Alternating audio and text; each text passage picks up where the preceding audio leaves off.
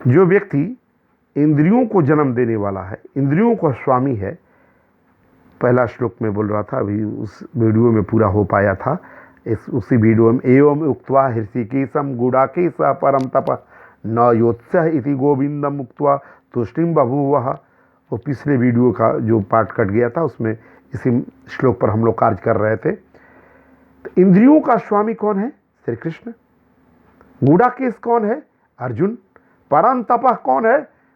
तो जिसे सुनाया जा रहा है, संजय जिसको सुना रहे हैं, किसको सुना रहे हैं? तो कौरवों के जो धृतराष्ट्र हैं उनको सुना रहे हैं। वो भी तो महान योद्धा है, वो भी तो हस्तिनापुर का राजा है, वो भी तो परम तप है। उसी के प्रताप है कि उसकी सेना यहाँ खड़ी है। उसका नाम सुनते ही, धृतराष्ट्र का नाम सुनते ही, उसकी सेना का नाम सुनते ही बड़े बड़े राजा जो हैं नतमस्तक हो जाते हैं। शत्रुओं के अंदर जो है भय का संचार होने लगता है। और गोविंद इंद्रियों के स्वामी को, इंद्रियों को आनंद देने वाले को श्री कृष्ण को गोविंद कहते हैं।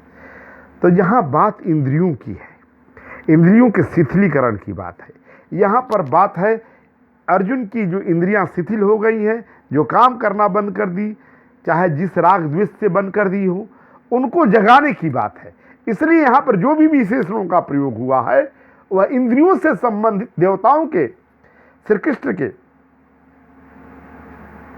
लिए प्रयोग में किया गया है कि अब यह इंद्रियों को जगाएंगे, इंद्रियों को सशक्त बनाएंगे।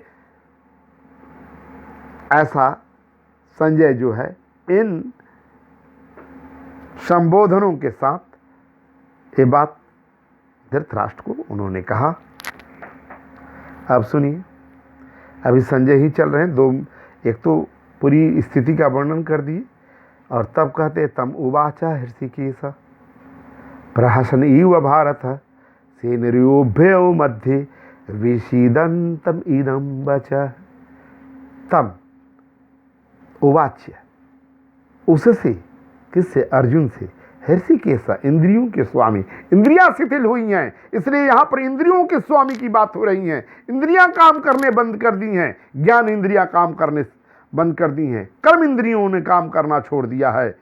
तो शिथिलीभूत इंद्रियों के को जागृत करने के लिए हृषिकेश इंद्रियों के सुस्वामी हैं। श्री कृष्ण स्वयं जो है अर्जुन को कह रहे हैं, क्या कह रहे हैं कि प्रहसन इव भारत, हंसते हुए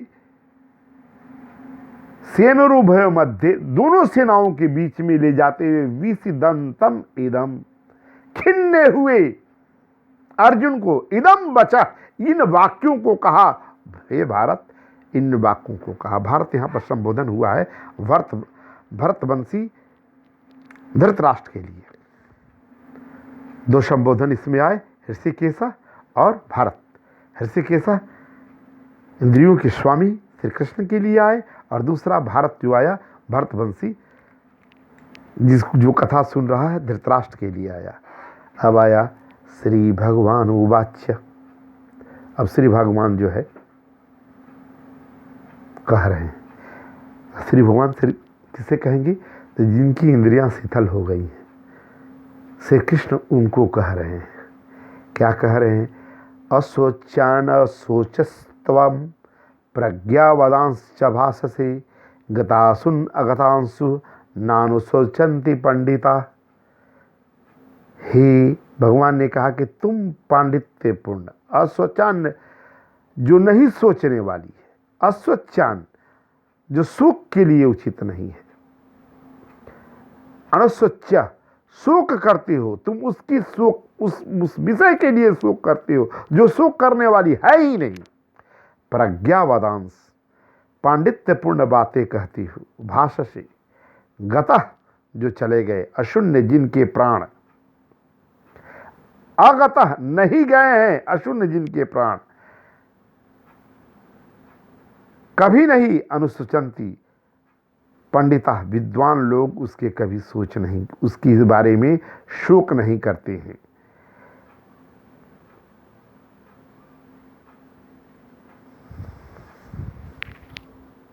अब देखिए इस श्लोक में आप ध्यान दीजिए कि कहते हैं श्री कृष्ण, अस्वच्छान अनुस्वच्छस्त्वम,